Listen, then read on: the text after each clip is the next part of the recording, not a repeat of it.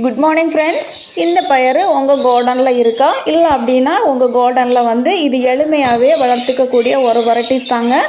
இது பயறு அப்படின்னு சொல்லுவோம், நாட்டு பயறு அப்படின்னு எங்கள் ஊரில் சொல்லுவோம். இப்போ ஒவ்வொரு ஊர்லேயும் ஒவ்வொரு விதமாக சொல்லுவாங்க. காராமணி அப்படின்னு சொல்லுவாங்க, தட்டை பயறு அப்படின்னு சொல்லுவாங்க. இது எளிமையாகவே நம்ம கார்டனில் வளர்த்துக்க முடியுங்க. நம்ம ஒன்ஸ் வச்சோம் அப்படின்னா இந்த விதைகள் சேகரித்து திரும்பவும் நம்ம செடிகள் உருவாக்கி நம்ம அறுவடை பண்ணிகிட்டே இருக்கலாங்க. இதற்கு சீசன் அப்படிங்கிறது கிடையாதும். பர்டிகுலராக இந்த சீசனில் தான் இது விதைக்கணும் அப்படிங்கிறது கிடையாதும். எல்லா சீசன்லையுமே வளரக்கூடிய ஒரு தன்மை தாங்க இந்த பயறு.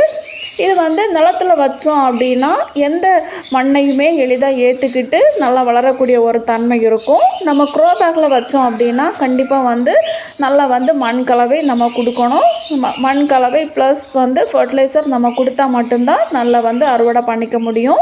இது நம்ம கார்டனில் நம்ம க்ரோ பேக்கில் தாங்க வச்சுருக்கோம். 2 க்ரோ பேக்கில் வச்சுருக்கோம். 12x12 க்ரோ பேக்கில் ஒவ்வொரு பிளான்ஸாக வச்சுருக்கோம். இது கொடியாக படரக்கூடிய ஒரு வெரைட்டிஸ் தாங்க.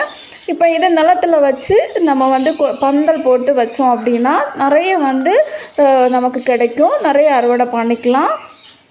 நமக்கு அந்த அளவுக்கு நமக்கு சின்ன கார்டனாக இருக்கக்கூடிய நமக்கு ஸ்பேஸ் இல்லை அப்படின்னா நம்ம கார்டன்லேயே க்ரோ பேக்லேயே இதை வச்சு வளர்த்துக்க முடியும். இப்போ ஒரு ஸ்டிக் வச்சு நம்ம படர விட்டு நம்ம வீட்டுக்கு தேவையான பயிர் நம்ம கார்டனில் இருந்தே கிடைக்குங்க. இப்போ டெய்லி இல்லைன்னா ஒரு 2 days ஒன்ஸாவது நம்ம கலெக்ட் பண்ணிக்கலாம். குறைஞ்சது ஒரு 10 பயிராவது நமக்கு ஒரு பிளான்ட்ஸ்லேருந்தே கலெக்ட் பண்ணிக்கலாம். இப்போ சடன்லி நம்ம பொரியல் பண்ணணுன்னா நம்ம கார்டனில் ஒரு கொஞ்சம் பயிர் நம்ம கலெக்ட் பண்ணி நம்ம பொரியல் பண்ணிக்கலாங்க. அந்த அளவுக்கு நமக்கு கிடச்சிட்டே இருக்கும். இது இதற்கு வளர்ப்பு அப்படிங்கிறது நம்ம நல்ல தரமான ஒரு பயிர் விதைக்காக நம்ம விடணும். நல்ல முதிர்ச்சி அடைஞ்சு நல்லா காய்ச்சதுக்கு பிறகு அந்த விதைகள் பிளாக் கலரில் இருக்கும். ஸோ அந்த சீட்ஸை நம்ம கலெக்ட் பண்ணி நம்ம விதைக்கணும். விதைச்சு 7 நாட்களையே முளைக்க ஆரம்பிக்குங்க. இந்த விதைகள் விதைச்சு 7 நாட்களே முளைக்க ஆரம்பிக்கும். 1 மாதத்துல அந்த செடி நல்லா கொடியாக படரும். கொடியாக படர்ந்து பூக்கள் பூக்கும். பூக்களோடு பிஞ்சுகளும் சேர்ந்து தாங்க வரும். இப்போ அதில் பூக்களோடு வரக்கூடிய எல்லா பிஞ்சுகளுமே நம்ம காயாக உருவாகும். எல்லாமே பயறுகளாக உருவாகும். ஸோ அதனால் நமக்கு எப்போவுமே அந்த பயிர் குறையாமல் இருந்துகிட்டே இருக்கும். பூக்கிறதும் காய்க்கிறதுமா இருந்துகிட்டே தாங்க இருக்கும் இந்த வெரைட்டிஸ். இதற்கு அப்படிங்கிறது பூச்சி தொல்லை அப்படிங்கிறது நம்ம வீக்லி ஒன்ஸ் நம்ம இதை பஞ்சகவ்யம் அண்டு வாழைப்பழத்தோல் ஃபர்டிலைசர் நம்ம கொடுக்கறதுனால பூச்சி தொல்லை ப்ரிவென்ட் பண்ண முடியுது.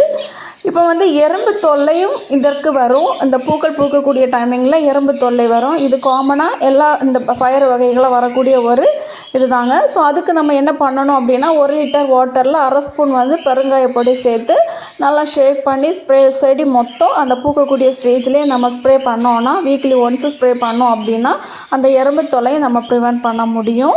நெக்ஸ்ட்டு பார்த்திங்கன்னா கொஞ்சம் வண்டுகள் வரும். வண்டுகள் அந்த இலைகளெல்லாம் அந்த ஓட்டை போட்டுரும். ஸோ அதுவும் நம்ம பக்கத்துலேயே ஒரு க்ரோ பேக்கில் நம்ம கற்பூர வள்ளி பிளான்ட்ஸ் வச்சுருக்கோம். அது நல்லா வளர்ச்சி அடைஞ்சதுக்கு பிறகு அந்த வண்டுகள் பிரச்சனையும் இல்லைங்க. அதையும் நம்ம ப்ரிவென்ட் பண்ண முடிஞ்சுது.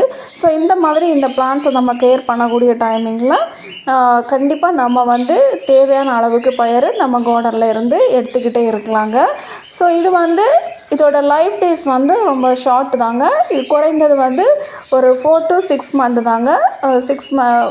கூடி போனால் ஒரு 6 மந்த் தாங்க. 4 மந்த்லேயே அதோடைய வளர்ச்சிகள் மொத்தம் அந்த கொடிகள் படுறது கொஞ்சம் குறைஞ்சி இது காய ஆரம்பிக்கும்.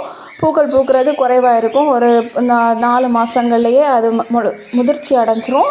அப்புறம் கொஞ்சம் கொஞ்சமாக அது காஞ்சி போய் அது பட்டு போயிடும். திரும்பவும் நம்ம விதைகள் சேகரித்து தான் நம்ம நடவு பண்ணிகிட்டே இருக்கணும். எப்போவுமே நம்ம கார்டனில் இந்த பிளான்ட்ஸை நம்ம வச்சு நம்ம பயிர்கள் எடுத்துகிட்டே இருக்கிறது மாதிரி பண்ணிக்கலாங்க.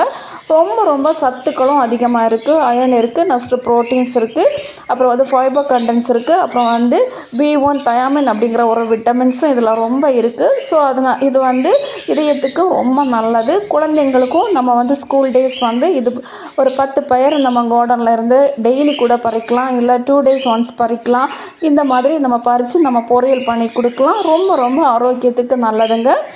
இது உங்கள் கார்டனில் இல்லை அப்படின்னா நீங்கள் ஈஸியாகவே ரொம்ப எளிதாகவே வளர்த்துக்க கூடிய ஒரு வெரைட்டிஸ் தாங்க, நீங்கள் வைக்கலாம். ஓகே ஃப்ரெண்ட்ஸ், இந்த வீடியோ உங்களுக்கு பிடிச்சிருந்தா லைக் பண்ணுங்கள், கமெண்ட் பண்ணுங்கள், சப்ஸ்கிரைப் பண்ண மறக்காதீங்க.